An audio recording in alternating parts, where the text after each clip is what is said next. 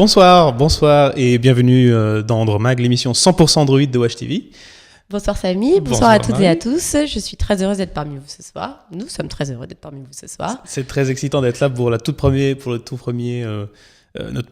émission. Donc, alors Andromag, qu'est-ce que c'est ? C'est donc le rendez-vous sur Watch TV qui va être consacré à l'actualité Android. Donc on va parler de smartphones, de tablettes, d'applications, de jeux, d'équipements connectés et d'accessoires. Oui, il y a de quoi faire. Il y a vraiment beaucoup de contenu, vous allez voir. Oui, et ben c'est un vaste programme et heureusement que tu es là pour m'aider. Je suis heureuse d'être à tes côtés, Samy. Alors, je vais te présenter Marie. Donc, tu es journaliste. Tout à fait. Tu travailles pour le groupe de presse Oracom. Ouais. Et tu participes en tant que chef de rubrique pour le magazine Mobile Magazine, d'ailleurs. C'est parfait. Voilà, on peut te lire dans les kiosques. D'accord. Quant à toi, Samy, je pense que la plupart de nos téléspectateurs ont également dû lire certains de tes grands articles que toi tu aimes appeler billets, notamment sur les sites Android France, Frandroid, et également les ardoises. Oui, tout à fait. Et alors la transition est toute trouvée parce qu'on a avec nous Ulrich. Bonsoir Ulrich. Bonsoir Ulrich. Alors, vous m'entendez ?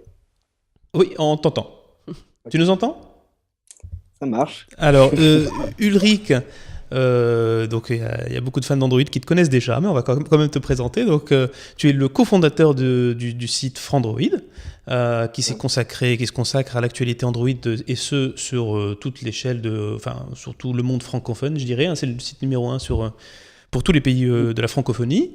Voilà, et tu es là pour une raison bien précise, c'est que donc tu nous fais l'honneur d'être le partenaire de l'émission Andromag. Et on va te retrouver, toi ou des personnes donc, de ta rédaction à chaque émission. Ulrich, j'en profite. Excuse-moi, j'en profite pour te demander de nous rappeler le nombre de visiteurs que tu as, s'il te plaît. Le nombre de visiteurs. En fait, on est un groupe média aujourd'hui qui fait du web, du mobile et un peu de presse, même si ce n'est pas notre activité. Notre groupe s'appelle Humanoid. D'accord.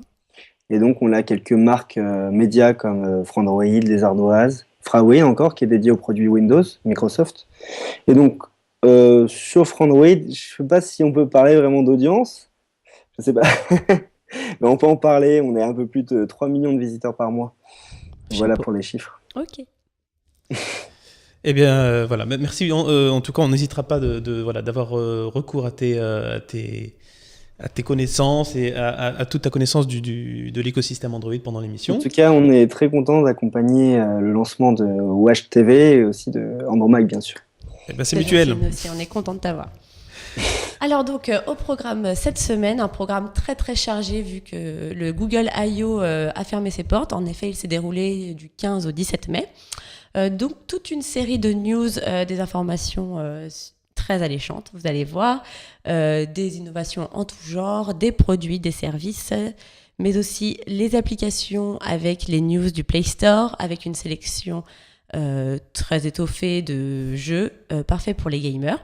Dans un second temps, nous aurons Ulrich donc, de Frandroid, partenaire de Watch TV, qui nous racontera la jeunesse d'Android. Vous allez voir, c'est très très intéressant, surtout pour une première émission, c'est très bien de commencer comme ça.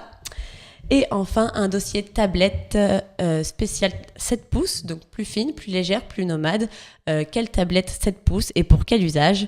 C'est ce que vous allez voir, c'est ce que nous allons vous montrer dans la troisième partie de l'émission. Eh bien, commençons donc tout de suite par les nouvelles du monde Android, les actualités. Et je pense que pour commencer, donc alors on va beaucoup parler de la Google I.O.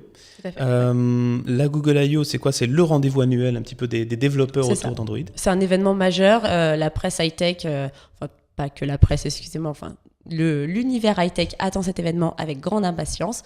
Donc, on va le traiter. On va essayer de faire un condensé très. Oui, ça va pas être facile. Hein, donc, c'est un événement. C'est très riche en annonces. Ouais, qui a lieu donc en Californie, à San Francisco. Tout le monde va là-bas à ce moment-là de l'année.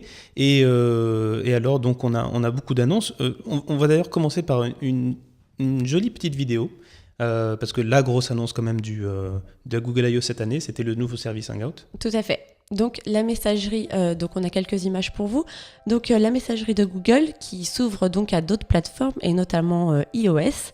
C'est voilà, on va Ouais, pouvoir puis surtout, profiter. on a quand même une grosse migration parce qu'en fait, ça va être le service unifié de messagerie de Google qui va remplacer en même temps le chat qui était précédemment sur Android et puis aussi le service Talk qu'on avait qui permettait de chatter via Gmail. Oh, c'est mignon. Alors, vous avez cette petite famille qui se réunit autour de Hangout. Et on devrait également parler de visioconférence, hein, parce que il se pourrait tout que à fait. la visioconférence de Hangout vienne concurrencer de près Skype. On vous laisse profiter des quelques images. Donc voilà, c'est très jeune, très dynamique. Voilà, on voit bien qu'on peut s'échanger des photos, des fichiers, qu'on va pouvoir faire de la visio. Et la mise à jour a déjà eu lieu, donc en fait, on peut déjà en profiter Voilà, sur ces différents terminaux Android, sur des tablettes, si on a une petite webcam. Voilà. on vous laisse découvrir ça. un nouveau service à découvrir et c'est plutôt dans le bon sens. Alors ensuite, il y a une petite news, mais qui passait un petit peu inaperçue, c'est concerne l'augmentation de la taille de stockage de la messagerie Gmail. En fait, pas que Gmail, hein, puisque Google a décidé de regrouper sa taille de stockage gratuite et de la passer à 15 gigas. Donc maintenant, on peut profiter de 15 gigas au total entre la messagerie Gmail, le service de sauvegarde dans le cloud Drive, Tout à fait. et puis les photos de Google Plus Photos. Voilà, de quoi faire un tri sélectif et de bien ranger toutes vos informations dans un espace donc agrandi. Il y a également les actions contextuelles, donc dans la partie Gmail. Comment l'expliquer en quelques mots? C'est des invitations à un événement, à un rendez-vous que vous recevez donc sur votre mail. Il n'est pas utile d'ouvrir le mail pour répondre favorablement ou défavorablement Non. à l'invitation. On va gagner un petit peu de temps, hein, ça va permettre de gagner un petit peu de fait. temps sur le traitement de ces mails. On va pouvoir effectuer des actions depuis la liste des mails, hein, sans ouvrir le mail. On va pouvoir répondre à des invitations, noter des restaurants, des choses Voilà, comme ça. tout à fait. Et je précise en plus que pour un gain de temps donc efficace, l'événement se rajoute directement au Google Agenda. Ça, c'est très pratique. Très pratique. Alors, la news suivante est assez bluffante. Moi, ça m'a beaucoup surpris. Ça concerne les services d'envoi d'argent, en fait. Hein. Donc, et Google a annoncé on allait pouvoir s'échanger de l'argent via des emails. Alors, ça, c'est assez bluffant. Vous laisse regarder un petit peu comment ça va se passer.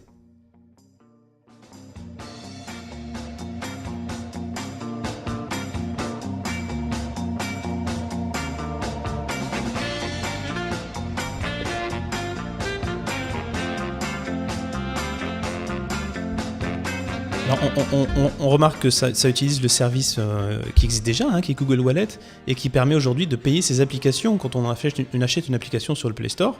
Et ben, c'est très malin de la part de Google, puisqu'il réutilise ce service-là pour attacher de l'argent aux emails. Ben voilà, on a une bande d'amis qui organise un voyage au ski, et puis qui s'envoient de l'argent via Gmail. Donc c'est plutôt comme si c'était une photo. Voilà. Donc ça va faciliter les rapports entre les amis. Les questions de sous, du coup, seront complètement évitées. Alors, il faut préciser que ce service ne sera disponible dans un premier temps que pour les États-Unis. Donc ça commence là-bas et puis on verra dans les mois qui viennent On espère que ça va arriver très vite, si on a très vite chez nous. Voilà. La news suivante de la Google I.O., alors c'est peut-être la principale news côté hardware. On attendait peut-être une annonce. Est-ce que le Nexus 5 était là? Est-ce que la nouvelle petite tablette 7 pouces de Google allait être là? Mais ça n'a pas été le cas. Alors par contre, et je vais peut-être passer la main à Ulrich parce qu'il va nous parler de le nouveau terminal. Alors, c'est un Nexus ou pas. Ulrich, qu'as-tu pensé donc du Galaxy S4 Google Edition? Du coup, c'est vrai que les rumeurs circulaient beaucoup depuis plusieurs mois. On attendait un nouveau Nexus 4 qu'on appelait Nexus 5 et on a eu un Galaxy S4 Google Edition. Donc, qu'est-ce que c'est le Galaxy S4 Google Edition? C'est en fait un Galaxy S4, donc le dernier né de Samsung, sur lequel on a enlevé toute la couche logicielle de Samsung. Le TouchWiz. C'est-à-dire, voilà, on a enlevé TouchWiz, on a enlevé tous les services que Samsung a spécialement développés pour ses appareils, et on se retrouve avec un Android pur. Certains, les aficionados appellent ça de l'Android stock, c'est-à-dire que c'est un Android tel qu'il sort de chez Google, avec les services Google, avec l'interface classique. Et en fait, ça va être la nouvelle référence pour les développeurs. Le Nexus 4, il a quand même un peu moins d'un an, mais il a quand même pas mal vieilli. La Galaxy S4 est je veux dire, la nouvelle référence Android avec un écran Full HD 1080p. Et donc ce Galaxy S4 Google Edition il sera idéal pour les développeurs. Il sera vendu sur le Google Play juste pour les États-Unis dans un premier temps. Je crois que le prix c'est $675 si je me trompe pas. C'est ça. C'est dans les 650. Voilà, 600. c'est aux alentours du prix du Galaxy S4. Et donc on se retrouve avec un Galaxy S4 sans Samsung en fait, mais juste avec le design de Samsung. Et donc ça devient le smartphone le plus haut de gamme sous Android pur. Voilà, donc ça vient remplacer le Nexus 4 qui était, pour un petit rappel, quand même un quadruple cœur avec un écran de 720p. Donc là, on se retrouve avec un quadruple cœur avec un écran de 1080p et une génération au-dessus de composants, un nouveau processeur, plus de mémoire. Enfin, en tout cas, ça fait du bien pour les gens qui sont très attachés à l'Android pur. C'est sûr. Voilà. On a hâte de l'avoir entre les mains et de le découvrir et surtout de vous en parler sur Andromag. Alors oui, on n'a pas j'aimerais préciser, donc on n'a pas d'image commerciale de ce téléphone parce que étant donné que c'est une conférence qui est axée sur les développeurs, il n'y a pas encore, voilà, il y a eu des annonces qui ont été faites, mais sur des éléments qui sont encore en développement, on n'a pas encore les versions définitives.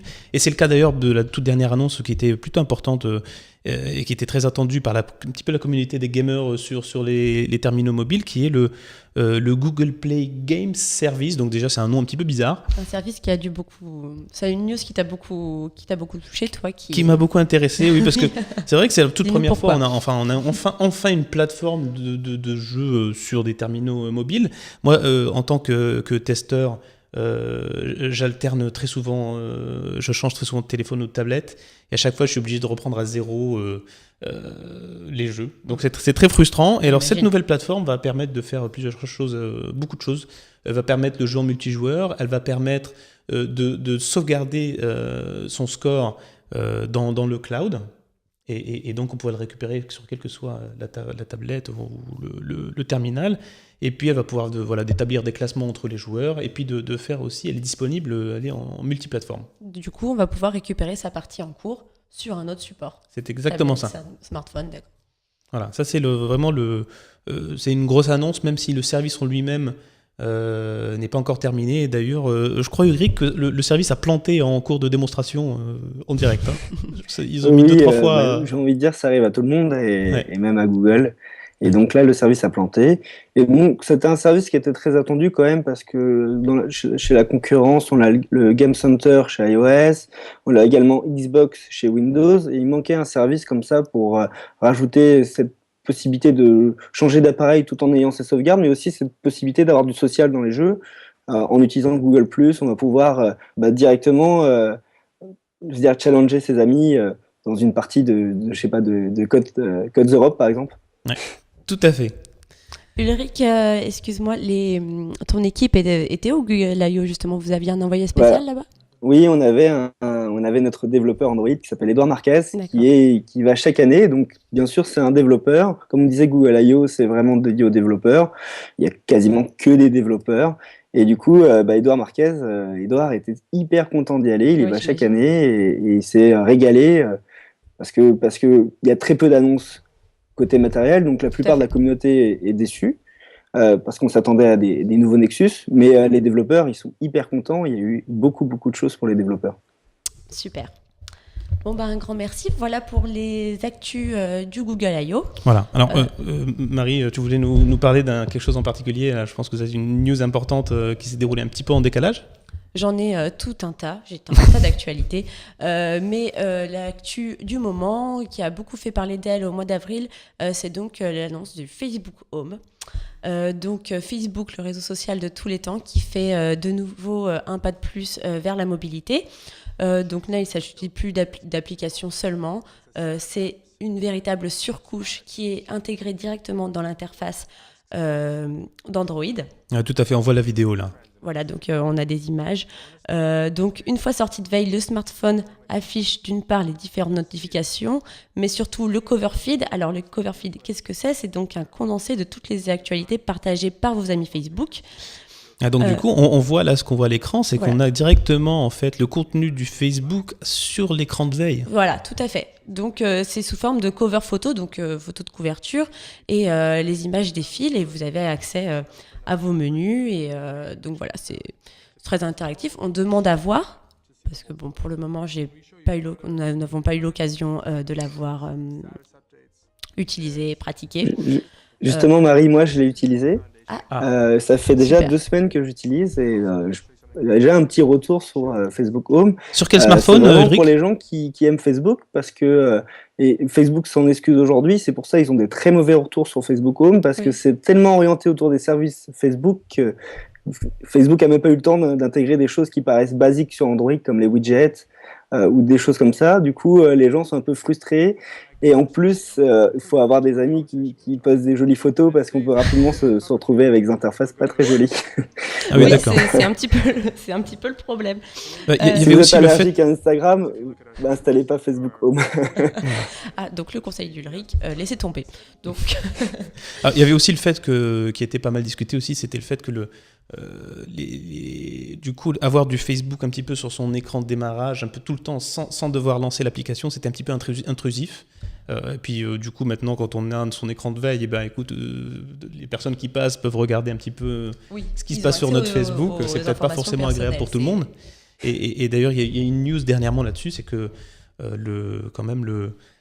il y a un opérateur américain qui a carrément annoncé qu'il arrêtait la commercialisation du portable, du mobile HTC qui était compatible en fait, qui s'appelle le HTC First. Voilà, qui sera disponible en France en tout cas dès l'été prochain. On n'a pas encore de prix vraiment assuré, mais en tout cas, il semblerait que, je ne sais pas si c'est l'opérateur que tu mentionnes, mais l'opérateur AT&T, AT&T, ouais, c'est ça. C'est AT&T, voilà. N'aurait vendu que finalement 15 000 exemplaires du HTC First. Alors, ils ont décidé d'arrêter l'hémorragie. Voilà, il a été un peu boudé, donc on attend de voir en France, hein, peut-être que ça prendra. Tout à fait. On n'en sait pas plus pour le moment. Bon, on verra bien.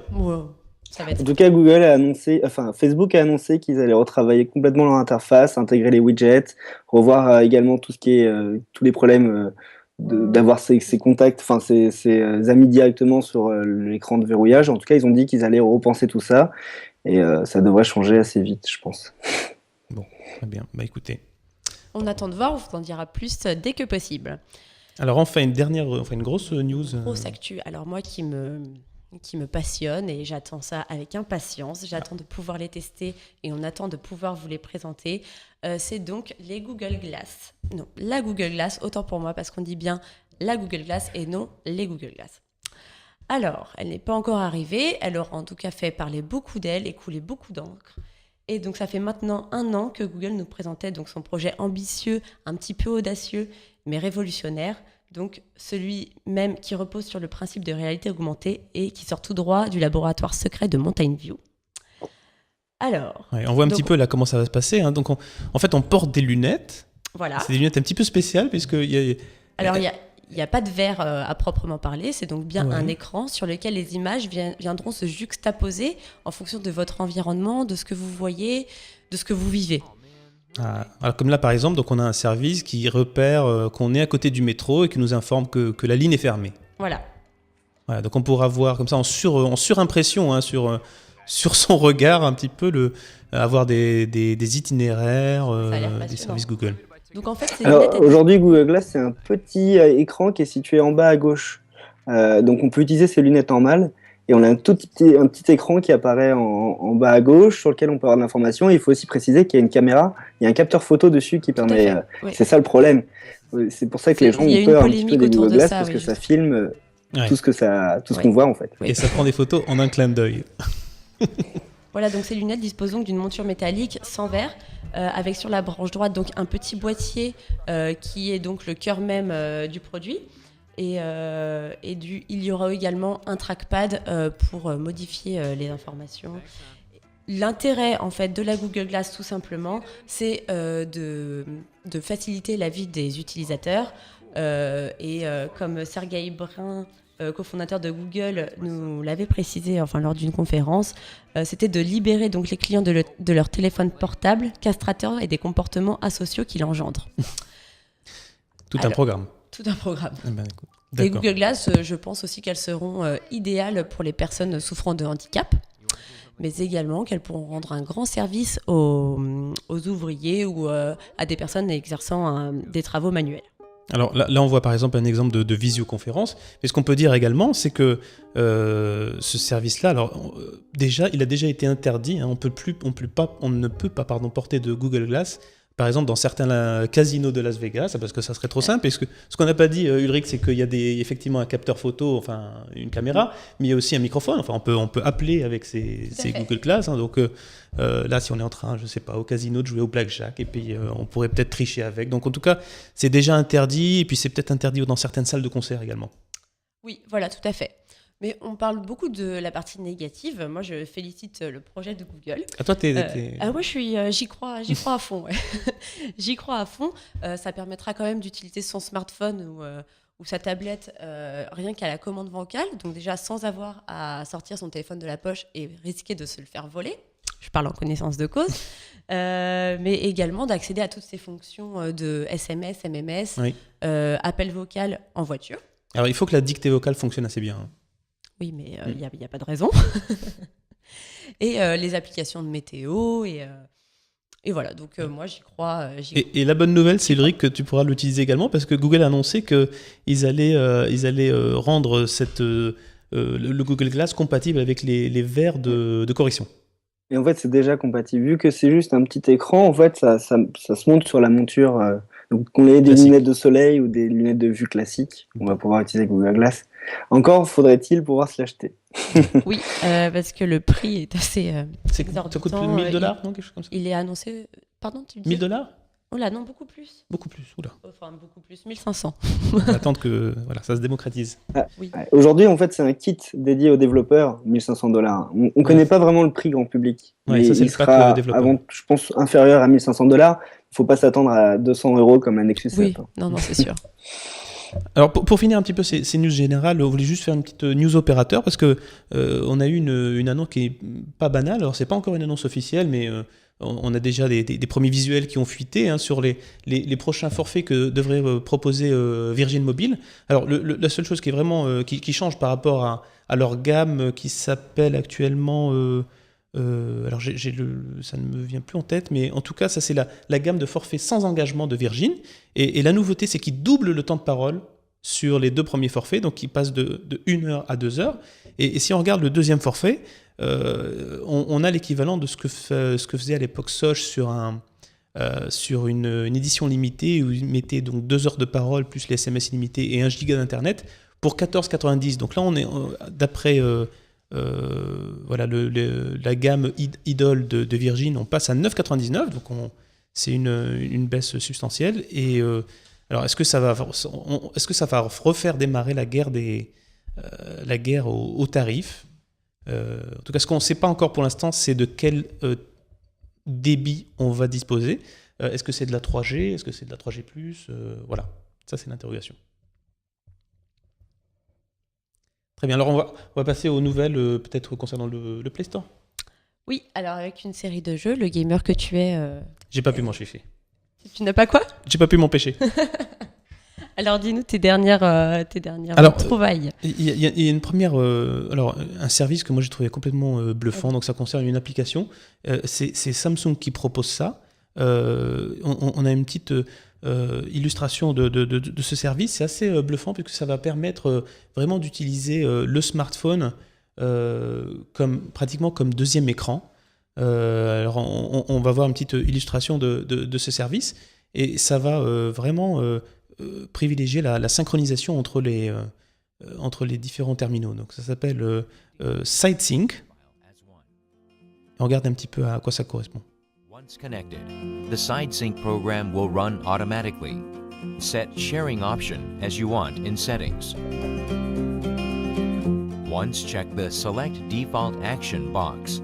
Alors voilà, donc ça consiste à vraiment connecter son smartphone à son ordinateur, Et à partir de ce moment-là, on s'en sert comme si c'était un écran supplémentaire. Tout à fait. On va pouvoir, et là c'est vraiment impressionnant, utiliser le clavier et le clavier et la souris de l'ordinateur sur le smartphone. Ça fonctionne également avec les téléconnectés Samsung, il me semble. Oui, ça fonctionne sur. Alors, il y a des conditions, tablettes. ça ne marche pas sur tout. Alors, il faut d'abord qu'on ait un téléphone qui soit sous TouchWiz, et il faut d'autre part que sur l'ordinateur, ça soit un ordinateur de type Samsung Active, Forcément. la série d'ordinateurs portables de Samsung. Très bien. Alors, ce qu'on est en train de voir maintenant, c'est encore presque plus impressionnant, c'est que on va pouvoir faire du copier-coller entre les terminaux. Donc, on va pouvoir copier du texte sur son ordinateur et faire un coller sur le téléphone, et donc ça va fonctionner parfaitement. Et on va pouvoir aussi, et c'est complètement dingue, faire du drag and drop, donc du glisser-déposer de fichiers d'un terminal vers l'autre.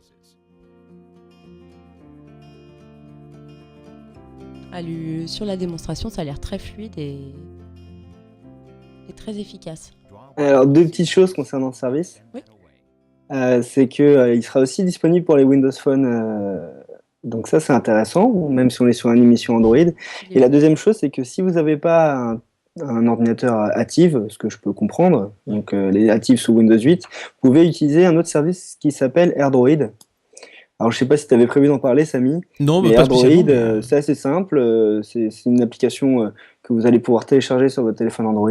Et ensuite, vous allez sur AirDroid, le site internet, et ça vous met en relation directement avec votre téléphone depuis votre PC ou votre Mac. Vous allez pouvoir écrire des textos, vous allez pouvoir gérer le contenu de votre téléphone et tout ça à distance. Vous pouvez même encore faire. Il y a quelque chose de plus intéressant, c'est que, imaginez, vous oubliez votre Android chez vous, vous allez pouvoir vous connecter de votre boulot à votre téléphone pour envoyer des SMS ou rediriger des appels. Ouais, ou par exemple AirDroid, récupérer un fichier. ouais, Ça c'est s'appelle super AirDroid. c'est super pour diriger en fait son ordinateur, son téléphone à distance. Est-ce que Ulrich, ça permet également de... je crois qu'on peut pas faire ce glisser-déposer de fichiers de l'ordinateur. Si, on peut faire le glisser-déposer, et on peut même avoir ce qu'on appelle une fonction miroir qui permet d'afficher exactement ce qu'affiche l'écran. C'est pas mal. Du smartphone, Enfin, c'est exactement comme Samsung, sauf que c'est ouvert à tout le monde. Mais la solution de Samsung a l'air vraiment, vraiment sympa. Et ensuite, je trouve que c'est très intelligent de faire du Windows Phone et l'Android, proposer les services à tout le monde comme ça. Ouais, étant donné que Pas mal. Samsung est sur les deux plateformes. Je l'ai testé à Monaco et ça fonctionne très bien, le service de Samsung. Ben, ça Très bien. promet. Alors, on va passer sur quelques jeux. Alors, je voudrais d'abord faire un petit cocorico parce que on a un studio français, voire parisien, qui vient de sortir un jeu sur Android et qui est très sympa, qui s'appelle Calixa. Alors pourquoi ça m'intéresse? Parce que vraiment c'est dans le style de jeu, et on va en voir une petite démonstration, mais c'est vraiment dans le style de jeu qu'on aime bien jouer quand on est dans les transports, où c'est vraiment pas très compliqué puisqu'on a des niveaux qui sont courts, on peut reprendre une partie à la volée, et donc l'histoire, qu'est-ce que c'est? C'est une voleuse de banque Ah bah bravo.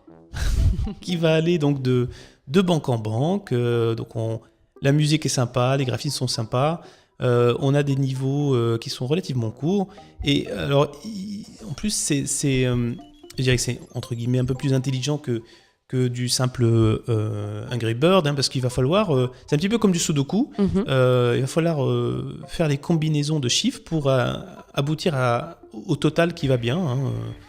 Donc typiquement à chaque fois il faut sommer les bons chiffres, on va les déplacer pour arriver au bon total. Et voilà, ça s'appelle Calixa, donc c'est déjà disponible sur le Play Store. Et c'est un jeu qui est gratuit. Super. Voilà. Bah, en tout cas, le graphisme est super. Oui, c'est sympa. Les couleurs sont girly, ça donne envie. Voilà. On a autre chose alors là qui devrait être connu par tout le monde, c'est Cut the Rope. Tu joues à Cut the Rope, Marie? Non. Non. Non, je ne joue pas à Cut the Rope. C'est pas du Je tout ne joue game. pas, je Tu travaille, connais? Samy, je travaille. Ah, donc c'est ça. Alors sur Cut the Rope, bon, voilà, ce qui s'est passé, c'est que dernièrement, on a le studio Zeptolab, hein, qui est vraiment qui fait des jeux qui se vendent à des centaines de millions d'exemplaires, qui sort donc une nouvelle extension de Cut the Rope, et qui est très sympa parce ça fait voyager Omnom, qui est la petite mascotte, ça la fait voyager dans le temps et rencontrer ses ancêtres. Voilà. Et du coup, les niveaux sont encore plus compliqués qu'avant, et ça fait encore plus travailler l'imagination, mais ils ont encore trouvé de quoi nous faire jouer pendant des heures et des heures. Ouais, ça a l'air rigolo en tout cas. Ah, mais normalement, c'est assez mignon pour te plaire. Oui, c'est des petits monstres quand même. Hein. Voilà. Alors, le prochain, tu le connais prochain. Sonic, oui. Ah. Sonic, c'est ton enfance. C'est toute mon enfance. Bien que je ne sois pas très vieille. Alors, Sonic arrive sur Android. Sonic arrive, alors là, le tout premier, hein, parce qu'on avait déjà un jeu Sonic sur le Play Store, mais alors là, c'est le tout premier Sonic auquel on jouait il y a je sais pas, peut-être une vingtaine d'années. Oh ouais. Que des souvenirs. Qui est de retour et qui revient, mais avec la même histoire, les mêmes graphismes sur les mêmes tableaux sur Android. Ça, c'est une spéciale dédicace aux anciens aux anciens gamers, ouais, aux nostalgiques. C'est mignon ça. Voilà. Et enfin, ça va nous rappeler les tout premiers jeux Prince of Persia. Et la licence a beaucoup évolué depuis, et donc on connaît les Prince of Persia qui sont sortis par la suite et sur les différents supports, mais cette fois c'est le tout premier, donc c'est le jeu de 1993 qui a été repris et complètement redessiné. Donc on a des graphismes en 3D, on a des nouvelles animations, des nouveaux effets, et voilà. Mais on ne connaît pas les plateformes, on ne connaît pas la date de sortie, on sait juste que bon, alors étant donné l'éditeur, il y a toutes les chances que ça soit quand même une diffusion large sur Android, sur iOS. Voilà, on risque de voir le jeu arriver bientôt. Voilà, donc Andromag, c'est également donner la parole à des invités de choix et de marque, et notamment la chronique de Ulrich, ou de l'équipe de Frandroid, donc partenaire de Watch TV. Ulrich, tu peux nous en dire un peu plus ? Donc, on a décidé de vous faire une chronique pour chaque émission. Dans cette chronique, on vous expliquera que Android, c'est pas seulement sur des smartphones ou des tablettes. Vous allez retrouver Android partout, et même sur votre micro-ondes. Et on introduira à chaque fois des usages différents d'Android, et vous allez voir que finalement, c'est un peu technique, mais Android est sûrement la solution la plus adaptée à notre évolution technologique. Et donc, Android, ça a été lancé en 2007. Et moi, je voulais vous expliquer dans cette première chronique ce qui s'est passé avant, c'est-à-dire un petit peu ce qui s'est passé entre les années 90 et 2007, avant que Google annonce et lance Android. Et donc voilà, c'est la genèse d'un succès. Et donc là, on revient au début des années, même avant 90, on est en 1989, à l'aube des années fluo et des sacs bananes. À l'époque, il n'y avait pas encore de Logcat sur le web, il n'y avait pas encore de smartphone non plus, même si il y avait déjà des grandes entreprises du secteur informatique qui avaient déjà quelques idées en recherche et développement, notamment IBM. Je ne sais pas si vous vous en rappelez, on avait un téléphone qui s'appelait le Simon en 1992 et qui était le premier smartphone. Et donc, à cette époque, on avait quelqu'un qui a été le créateur Android, qui s'appelle Andy Rubin. Et donc, Andy Rubin, à l'époque, en 92, est rentré chez Apple pour travailler, entre autres, sur des technologies mobiles à l'époque. Et il a créé... Andy Rubin, une fois qu'il était chez Apple, s'est un petit peu découvert enfin, en tout cas, il a développé son profil d'entrepreneur et il a participé à la création d'une société au sein même d'Apple. Cette société s'appelait General Magic. Donc, le nom je suis sûr que vous ne connaissez pas. Et c'est normal parce que General Magic a été un flop. Il était bien trop en avance sur son temps. Et par contre, autour de General Magic, il y avait quelque chose de très intéressant. Là, c'est un petit peu technique. General Magic, en fait, c'était en gros un langage de programmation qui était exécuté sur une machine virtuelle. Donc là, c'est technique, je suis d'accord. Mais si vous connaissez un peu Android, c'est exactement ce qui se passe sur Android. Donc là, on a du Java qui tourne sur une machine virtuelle. Donc à l'époque de General Magic, c'était déjà le cas. Andy Rubin avait déjà cette vision et ça permettait déjà de pouvoir exécuter un système d'exploitation ou des applications sur n'importe quel appareil sans se soucier que l'application fonctionne sur tel ou tel processeur, tel ou tel écran. Et donc cette façon de fonctionner sur une machine virtuelle, c'est ce qui est la base d'Android aujourd'hui.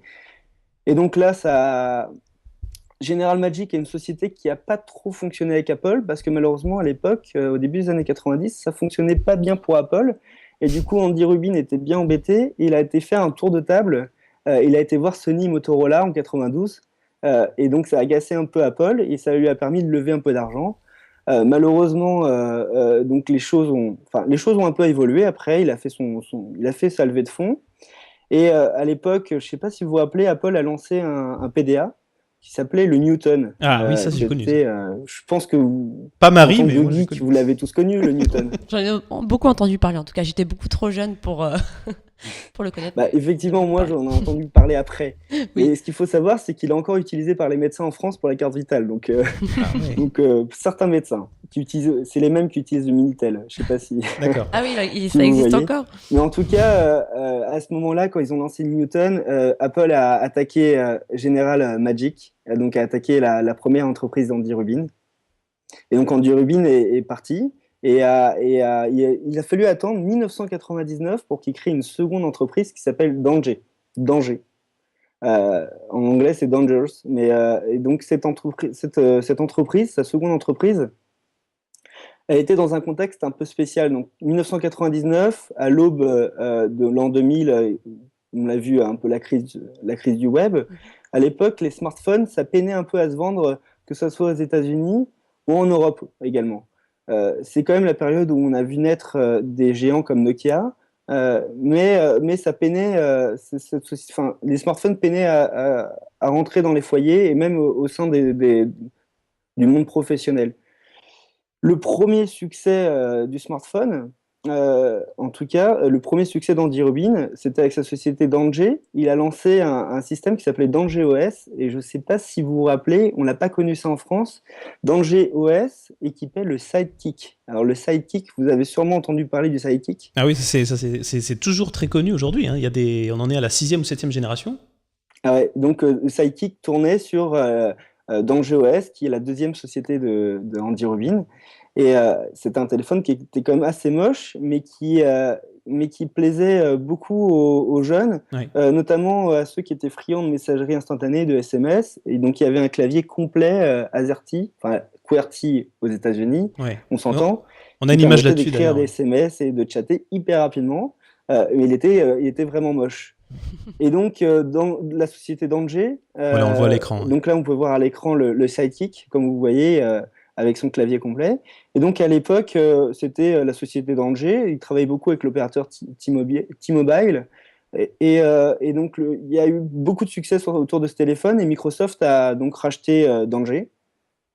Et malheureusement, comme beaucoup de rachats de la part de grands groupes, ils en ont fait rien du tout. Ouais.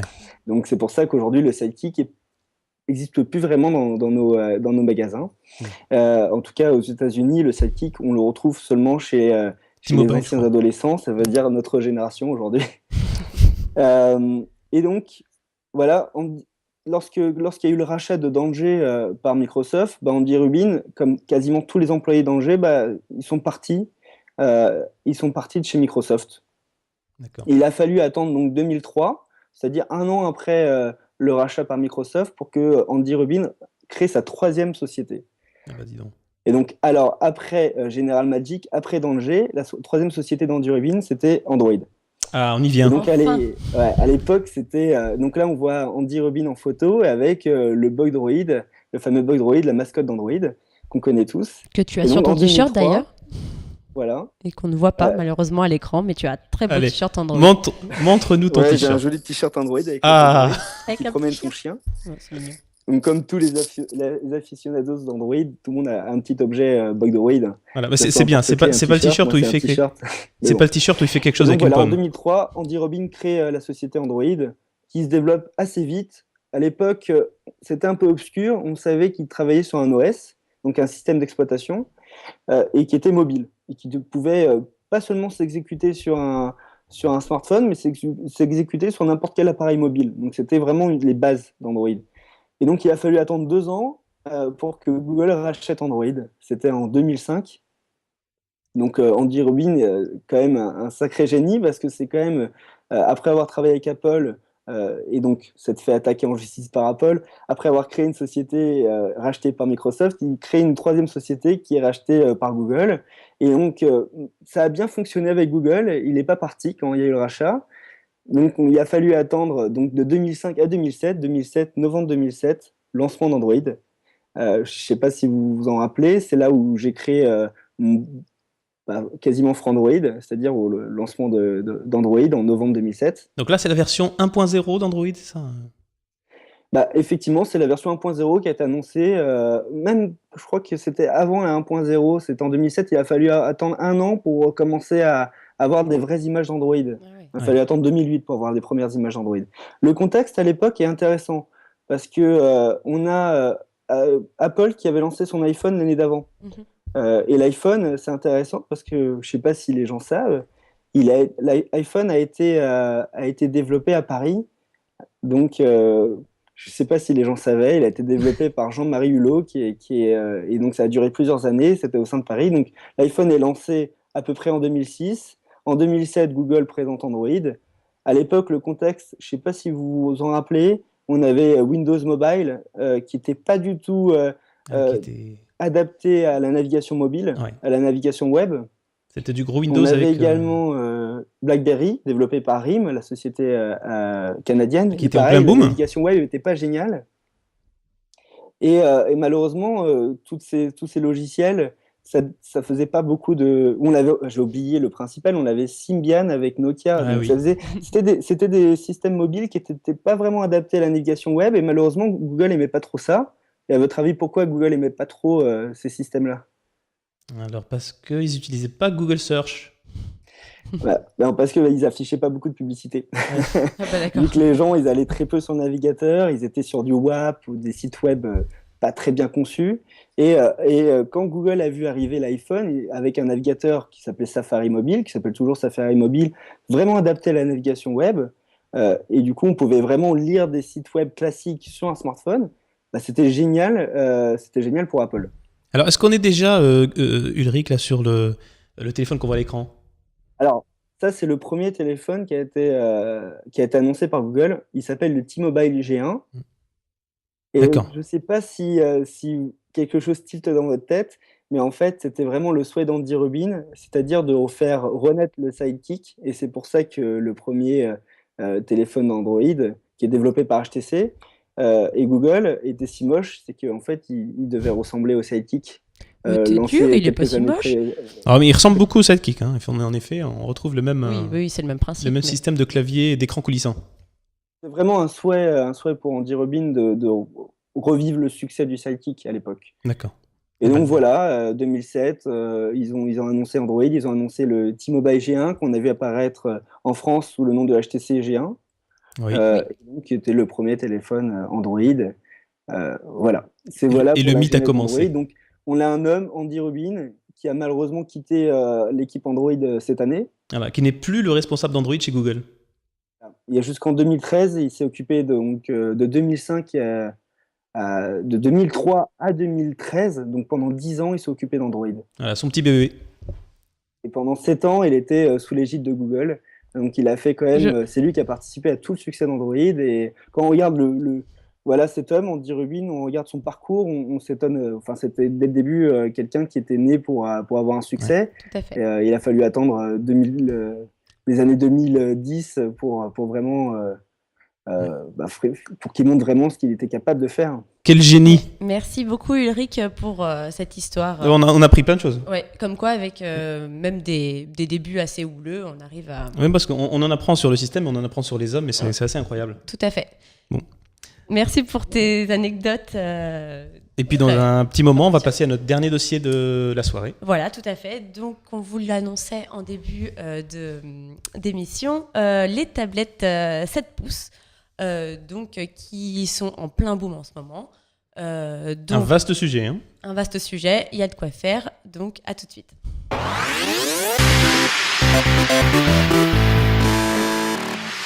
Alors, le dossier de la semaine, les tablettes 7 pouces. Alors en France et en 2013, on attendait en 2013 pas moins de 6 millions de tablettes vendues, un chiffre donc à la hausse de 65% selon le cabinet GfK. Il s'agirait bien sûr d'une année record. Pour la première fois en France, les ventes de tablettes ont dépassé les ventes de PC, moniteurs et notebooks estimés à 5,1 millions Ça fait d'exemplaires très vendus. mal. Ça fait très mal à l'industrie. Il y a le PC qui trinque, et particulièrement en France, les ventes de PC sont en chute de 20% d'une année sur l'autre. C'est quand même assez conséquent.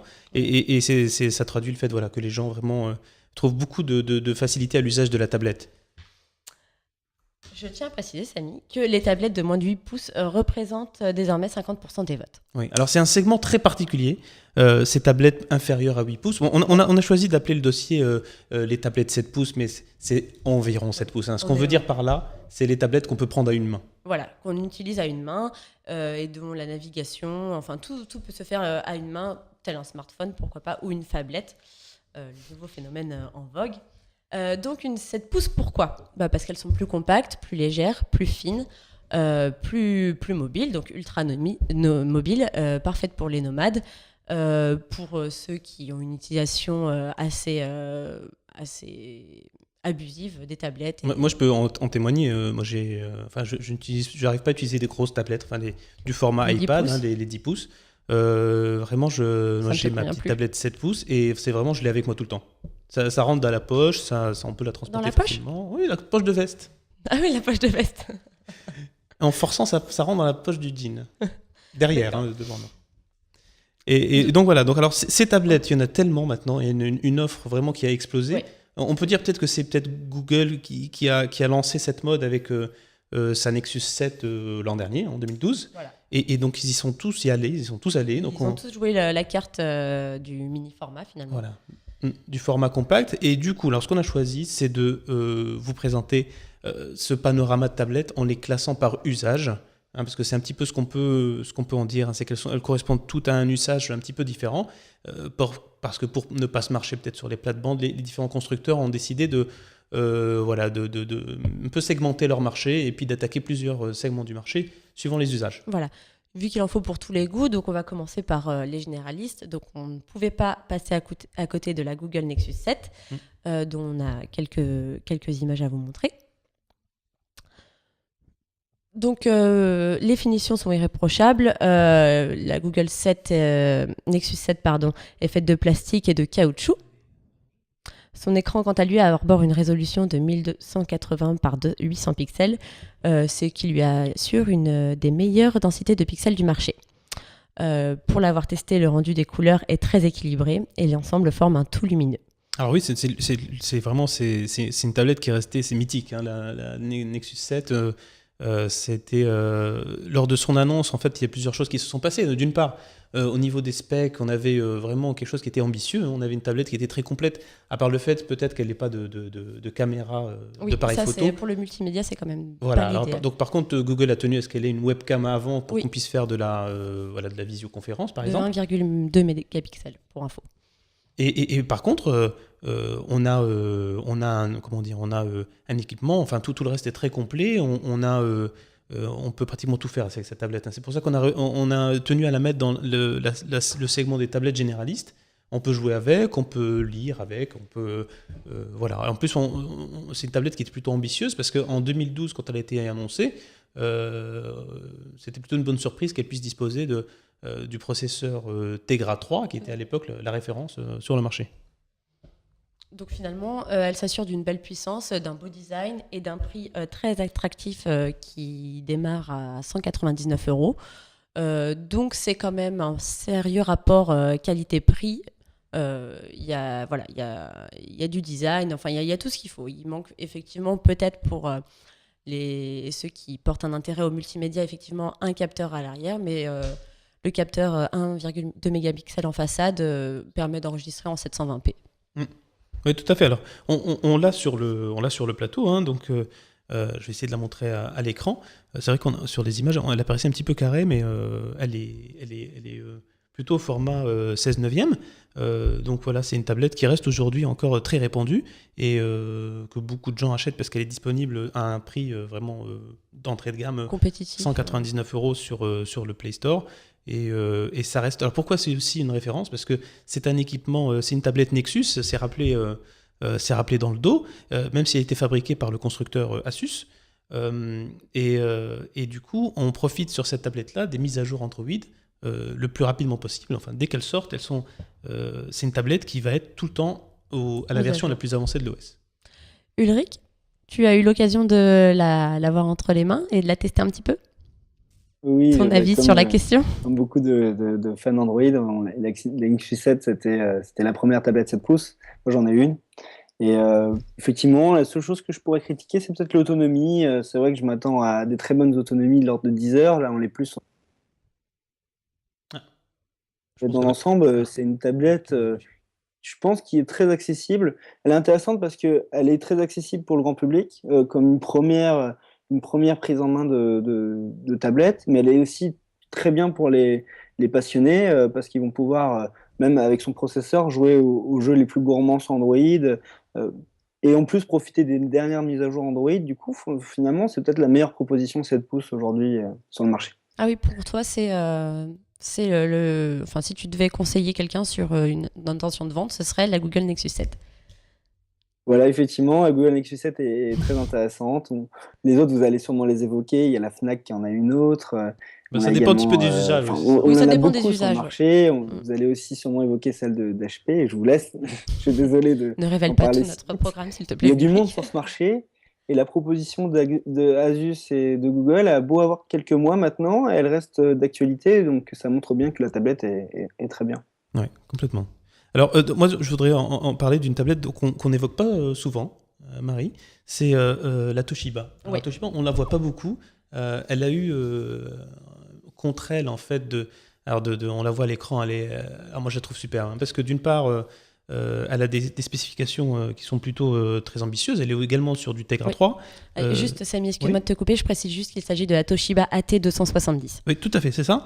Et alors, son inconvénient un petit peu à sa sortie, c'est que c'est une tablette qui est avisée à notre public. On est sur un public qui cherche plus le haut de gamme parce qu'au niveau de la finition, là, on est sur du métal. On a un dos qui est complètement en aluminium. Et également, on a une finesse qui est vraiment impressionnante quand on l'a en main. C'est une tablette qui fait moins de 8 mm d'épaisseur. Et on a ce toucher métallique qui fait vraiment très quali.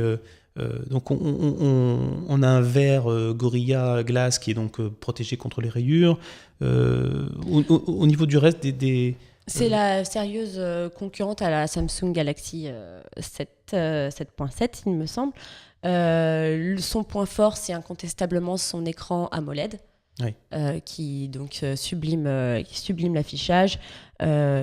Les couleurs sont beaucoup plus intenses, les noirs sont beaucoup plus noirs, les contrastes sont beaucoup mieux définis. Oui, elle a un super écran et contrairement à la Nexus 7, elle a une caméra arrière qui permet donc de prendre des photos et de faire de la visioconférence. Donc elle a les deux objectifs. Elle intègre également la puce Nvidia Tegra 3. Oui, c'est ça. Et puis, en termes de connectivité également, elle est très très bien cette tablette, puisqu'elle propose un lecteur de carte mémoire directement, nativement, de façon native. Et vraiment, moi je trouve vraiment que c'est une tablette ambitieuse. Aujourd'hui, on peut la trouver aux alentours de 300 €. Donc elle est 100 €. C'est une proposition qui est un petit peu plus chère que la Nexus 7. Elle est 100 € au-dessus, mais elle apporte des choses. Voilà. Et en autonomie, pour l'avoir testée, je vous confirme qu'elle atteint à peu près les 8 heures en usage courant et les 9 heures en vidéo. Tu l'as testé, Ulrich, la Toshiba? Effectivement, je l'ai testée et à l'époque, quand elle est sortie, elle était à plus de 400 €. Oui, tout à fait. 449 €. La Nexus 7 à 200, 250 € en fonction des versions. Elle n'avait pas photo, on ne pouvait même pas recommander cette Toshiba parce que malheureusement, même si les gens veulent mettre un peu plus d'argent, les gens au-dessus de 300 €, ils se dirigent vers l'iPad mini, qui est le gros concurrent aujourd'hui. Et malheureusement, en dessous de 300 €, on peut pas concurrencer l'iPad mini au-dessus de 300 € et Toshiba n'a pas dû en vendre beaucoup, je pense. Ouais, elle a eu peut-être un problème de positionnement, en fait. Oui, effectivement. Ouais. Il y a des très bonnes stats. Mais moi, c'était une Nexus 7 Premium. Oui, tout à fait. En tout cas, elle offre un excellent confort de lecture. Pour le multimédia, elle est vraiment très très agréable de par la qualité de son écran. Mais également via l'application Toshiba Places qui est donc en conjonction avec les téléconnectés, ce qui permet en fait de suivre un film sur sa tablette et de pouvoir ensuite basculer sur son écran Toshiba. Enfin voilà, donc c'est vraiment une application qui permet très interactif entre les produits Toshiba eux-mêmes. Et donc vraiment voilà, c'est du bon haut de gamme. Oui, tout à fait. Alors, on attaque la fin de l'émission. Alors, on va essayer de passer en revue les dernières vraiment tablettes dont on peut parler. Il y en a une qui est très intéressante également dans un petit peu les tablettes généralistes, c'est la HP. HP a toute une histoire avec Android, puisque au départ, HP avait développé son propre OS qui s'appelait donc WebOS, mais qui a malheureusement pas réussi à séduire le grand public. HP a très vite abandonné, un peu trop vite, abandonné son OS, qui finalement, du jour au lendemain, quand ils ont bradé leur tablette sous WebOS, ça s'est vendu comme des petits pains. Donc il y a toute une communauté qui est derrière WebOS aujourd'hui et qui souhaite faire fonctionner sa tablette sous Android. Donc aujourd'hui, HP revient et adopte finalement donc, l'OS Android sur cette tablette qui s'appelle la HP Slate 7, qui, comme son nom l'indique, donc est une tablette au format 7 pouces et dont la particularité, vraiment, c'est le prix, puisqu'elle est à 149 €. Oui, c'est très compétitif par rapport à ses concurrents. Ouais, alors, il y a deux autres caractéristiques. C'est qu'elle est compatible avec le système ePrint, qui permet donc, à travers une tablette, d'imprimer les documents sur les imprimantes HP. Donc ça, c'est plutôt spécial, puisque généralement, une imprimante, on ne peut pas la connecter à une tablette, pardon, on ne peut pas la connecter à une imprimante. Donc là, elle est compatible avec ePrint, et puis elle dispose également des haut-parleurs, de la technologie Beats Audio sur ces haut-parleurs, un petit peu pour privilégier l'usage musique. Oui, d'accord. Voilà pour un petit peu les tablettes généralistes. On a ensuite les liseuses, Oui. donc qui constituent un gros segment. Il y en a vraiment deux qui s'affrontent et qui sont et qui sont donc en compétition. Il s'agit donc de la Kobo Arc. Tout à fait. Oui. Tu l'as sous la main. On l'a avec nous. Alors la Kobo, je vais essayer de faire un petit peu vite. Donc c'est le résultat de la collaboration. Enfin, c'est la Fnac qui l'a distribué en France. Kobo est une société canadienne. Alors là, on va retrouver un OS qui est assez personnalisé, puisque Kobo a mis en place ce système de tapisserie, qui est en fait son équivalent des dossiers sous Android. Donc en fait, on va pouvoir regrouper sur l'écran d'accueil des documents, des vidéos, des applications, et tout ça sous ce qu'ils appellent une tapisserie. Voilà, bon, ça permet d'organiser ces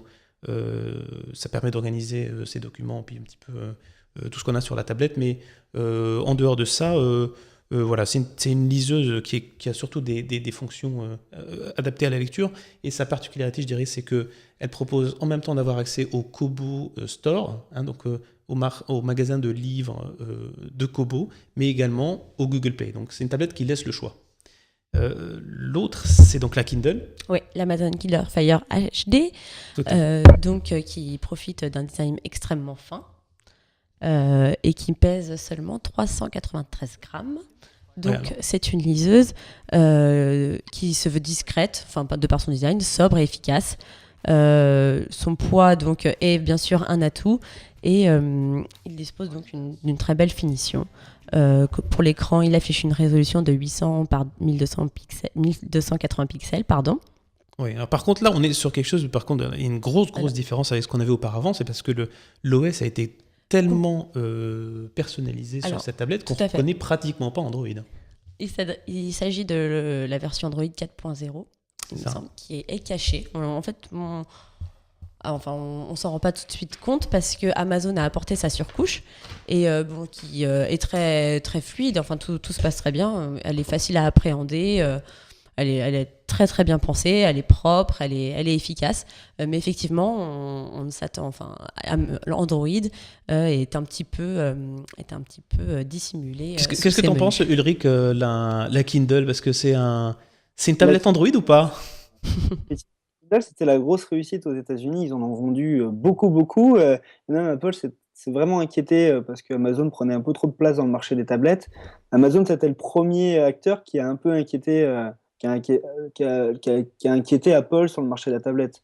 Donc, belle réussite aux États-Unis, ils se sont lancés en France. Là, c'est beaucoup plus mitigé, malheureusement, parce que Amazon est beaucoup moins présent dans la vie des Français. On utilise Amazon pour acheter des livres, des DVD, mais on n'utilise pas Amazon pour acheter du contenu numérique. Et c'est là où malheureusement ça pêche, parce que la Kindle Fire a été inventée, a été créée pour consommer du contenu Amazon, donc du contenu numérique. On ne retrouve pas le Google Play, mais on retrouve un App Store dans lequel on a moins d'applications que sur Google Play. Alors ça, c'est un gros handicap. Hein. Ouais, c'est le problème un petit peu de... Ça, c'est un gros handicap parce que sur le store d'Amazon, donc on va pas retrouver... Quand on cherche Instagram, on va trouver une version adaptée à Amazon. Quand on cherche Gmail ou Maps, on va pas retrouver ces applications-là. On a finalement, accès à l'écosystème de cette tablette est quelque peu fermé, finalement. Effectivement, mais en plus, je veux dire qu'Amazon a très bien réussi à la vendre aux États-Unis parce qu'elle a été lancée avant la Nexus 7. C'était la première tablette qu'on pouvait trouver autour de $200. Là, ils arrivent en France dans un marché où il y a déjà pas mal d'acteurs, dont Google et Asus. On a également, comme tu disais, Kobo. On a commencé à avoir tellement d'acteurs qu'ils arrivent dans un marché où le prix n'est plus un problème. On a des tablettes autour de 150-200 euros, il y en a beaucoup. Et malheureusement, le contenu Amazon, il est inférieur au contenu Google. Ouais, alors, moi, il y a un truc que j'aime beaucoup sur cette tablette, c'est que vraiment, c'est pour un public restreint, mais c'est une tablette qui, si on est fan de lire, enfin, si on aime beaucoup lire les livres en version originale, là c'est le paradis, hein, puisqu'on retrouve une offre très développée sur les livres en anglais. Et alors, encore mieux hein, c'est qu'il y a une synthèse vocale qui nous lit les livres en anglais, en fait. Hein, donc, c'est assez sympa, c'est-à-dire qu'on a des livres et j'ai testé ce service-là, il est plutôt très bien fait. Et donc on peut faire lire le livre par la tablette et puis l'écouter dans ses écouteurs, par exemple, quand on est dans les transports. Et dans ce cadre-là, c'est très riche. Et donc on rappelle le prix, donc c'est une tablette qui commence aux alentours, à 199 euros. Voilà, et il y a également une version 8,9 pouces. Oui. Plus répandue. Oui, c'est ça. C'est une tablette un petit peu plus grande, c'est ça. Et n'importe qui peut installer l'Amazon App Store sur son téléphone Android ou sa tablette Android. Il faut un petit peu réfléchir à ça aussi. Il y a aussi des petits malins. Amazon Kindle Fire. Voilà. Et il y a aussi des petits malins qui ont fait le contraire, hein, qui réussissent à installer des applications Google sur leur Kindle. Ouais, mais comme quoi tout est faut possible. être un petit peu bidouilleur. Faut être un petit peu bidouilleur. Malheureusement, ça reste très restreint. Et enfin, la dernière tablette est sûrement la préférée de Samy. Alors non, alors je voudrais parler d'abord, on n'a pas fini sur les liseuses. Il y en a une qui fait les gros titres de l'actualité en ce moment, enfin dont on parle beaucoup, c'est la Samsung Galaxy Note 8.0. Alors Galaxy Note, c'était pour l'instant, c'était jusqu'à maintenant des smartphones. Donc maintenant, c'est une tablette. Par contre, on va pouvoir quand même y insérer une carte SIM sur cette tablette. On pourra téléphoner avec. Voilà. Et alors là, on n'est plus du tout dans les mêmes zone, que ça soit de prix ou la même catégorie, que ça soit du prix ou de segment, puisque vraiment c'est une tablette qui vise le haut de gamme. Je crois qu'elle est dans les 400 euros, elle est à 399. Et cette tablette-là, effectivement, on va pouvoir admirer ça sur le joli spot de Samsung. Elle est vraiment, elle a été pensée pour la lecture et pour la prise de notes. Elle est vendue avec le stylet qu'on voit à l'écran. Et d'ailleurs c'est très sympa parce que dès qu'on enlève le stylet qui est rangé dans le bas de la tablette, la tablette va s'allumer toute seule, hein, et ensuite on va pouvoir afficher, effectuer de la lecture sur des livres et adapter le fond d'écran à une lumière de jour, une lumière de nuit. Et c'est aussi, d'ailleurs, je vais faire peut-être une petite démonstration. Donc, je ne sais pas si on voit la tablette, mais dès que j'enlève le stylo, elle s'allume. Et puis, bien sûr, on retrouve toutes les dernières fonctionnalités que Samsung a apportées à son OS, enfin à son système TouchWiz. Donc, on va pouvoir, par exemple, faire du partage d'écran. Donc, je vais pouvoir mettre, par exemple, Google Maps sur une moitié de mon écran. Et puis, pourquoi pas, aller un navigateur Internet sur l'autre, et de cette façon, donc, faire des recherches, et tout cela reste très fluide, donc c'est plutôt assez impressionnant. Et l'autre chose qu'on va avoir, c'est pouvoir faire de la prise de notes. Et moi, ce que j'aime beaucoup, c'est ma fonctionnalité préférée sur cette tablette, c'est le fait qu'on puisse, à travers donc, le petit stylet, faire des copies d'écran. Hein, donc, où qu'on soit, sur une photo, par exemple, on va pouvoir presser sur le stylet, entourer la zone qu'on souhaite copier, et celle-ci va se mettre en surbrillance. On va pouvoir, la copier sélectionner. et la coller ensuite dans un email ou dans tout autre emplacement. Cette tablette tombe à pic, mais elle vient quand même se rajouter à un segment déjà étoffé chez Samsung, parce qu'on a eu du 7 pouces, du 7.7, du 10, et puis finalement elle aura à peu près le même design. Ouais, il ne faut pas se perdre dans les appellations. C'est ça, il non ne faut plus, pas se perdre. Ouais. C'est un petit peu le risque. Voilà, donc je pense qu'on a fini avec les liseuses. Voilà. Et puis on va peut-être parler de la toute dernière. Alors là, c'est une tablette qui... On peut dire que c'est ta préférée. Alors c'est une tablette qui s'adresse vraiment, qui est particulière, parce que ça s'adresse aux gamers, aux gens qui souhaitent retrouver sur les tablettes l'expérience qu'ils avaient un petit peu sur leur console de jeu portable. Elle ressemble à une grosse console de jeu portable, et parce qu'elle a les mêmes boutons physiques qui permettent de jouer un petit peu de façon plus aisée. Ulrich, tu as pu la tester, la Arcos Gamepad? Effectivement, on l'a la rédaction, la Gamepad. Alors, C'est une tablette qui est intéressante. Je trouve qu'Arcos peut se différencier avec des concepts comme ça. Donc, quand on l'a en main, on a vraiment l'impression d'avoir une manette de jeu. Malheureusement, le produit final est un petit peu trop bon marché, c'est-à-dire que l'écran est assez moyen. Elle craque un peu en main. Je ne sais pas si tu as essayé, mais on peut tordre le châssis dans les mains. Et je la trouve un peu poussive, son processeur, malheureusement, est pas terrible. Je veux dire, le bon point, c'est qu'elle est très accessible. Je pense que tu allais parler du prix, mais trouver une console portable à ce prix-là, c'est très intéressant. Sachant que sur Android, on peut faire tourner des émulateurs de consoles, d'anciennes consoles. Tu peux nous rappeler, Ulrich, elle est à quel prix, Ulrich, s'il te plaît? Je crois qu'elle est aux alentours de 150 €, c'est ça? Oui, je pense que c'est dans ces zones-là. Et alors, si on combine ça au fait de pouvoir télécharger des jeux du Play Store qui sont a priori gratuits pour beaucoup d'entre eux, c'est vrai qu'on a une offre intéressante. Du coup, comme j'ai dit, il y a beaucoup d'émulateurs sur Android. Donc, si vous voulez rejouer à la Mega Drive, à la Super NES, il faut posséder l'original chez soi, mais on peut installer des jeux, des jeux comme ça. Et après, on peut paramétrer les boutons et retrouver une sensation manette de jeu physique. C'est quand même sympa. Bon. Très bien. Oui, il me semble que c'est la croix directionnelle qui a été le plus critiquée, ou les joysticks qui sont un petit peu apparemment trop bas. Et donc l'utilisation, le jeu est un petit peu compromise. Tu confirmes, Ulrich? C'est une première version. J'ai envie de dire, aujourd'hui, mieux vaut se tourner sur une Nexus 7 ou garder son smartphone et acheter une petite manette à côté en Bluetooth. Ça sera déjà mieux que la Gamepad. La Gamepad, c'est franchement, c'est une première version. C'est très intéressant. Malheureusement, le produit final est un peu moins. Un petit peu décevant. Ok. Très bien, je pense qu'on a fait le tour de ce qu'on voulait dire sur les tablettes 7 pouces. C'est vraiment un segment très intéressant et qui est très, très fourni. Donc, il y en a pour tous les goûts, tous les usages. Il y a des petites bourses pour ceux qui ont un peu plus de budget. Donc voilà, là c'était un panorama assez dense, mais en même temps il y a beaucoup de contenu, beaucoup de choses à dire. Donc voilà, prochainement dans Andromag, vous retrouverez le panorama des tablettes 10 pouces pour ceux qui... Il y a de quoi dire également. Hein. Il y a de quoi dire, il y a de quoi faire. Il n'y a pas que l'iPad dans la vie. Et bien voilà, donc c'est sur ce dossier que s'achève notre toute première émission. Voilà, donc nous sommes très heureux d'être avec vous ce soir, d'avoir partagé ce moment. Vous avez peut-être pu ressentir notre stress, mais en tout cas, on est très très heureux d'être là. Bah oui, mais on remercie également Ulrich de nous avoir accompagnés et de nous avoir éclairés. Merci Ulrich, on se revoit très bientôt. Je suis à quelques dizaines de kilomètres de vous, donc je trouve que c'est intéressant, une émission qui peut interviewer des gens à distance comme ça. Ouais. Donc là, je suis chez moi, c'est pas mal. C'est sympa chez toi. On te rejoint. On arrive après. Prochaine fois, ok. Ouais, bah c'est vrai que c'est... Après l'émission. On essaie d'avoir des gens, c'est le fait aujourd'hui de pouvoir avoir des gens comme ça par visioconférence, et ça nous permet d'avoir plus d'invités, donc c'est quelque chose qu'on va utiliser dans le futur. Voilà, mais écoutez, on espère que cette toute première émission vous a plu, que vous avez appris des choses. On espère en tout cas vous retrouver très très bientôt pour le deuxième numéro d'Andropad. Et à très bientôt.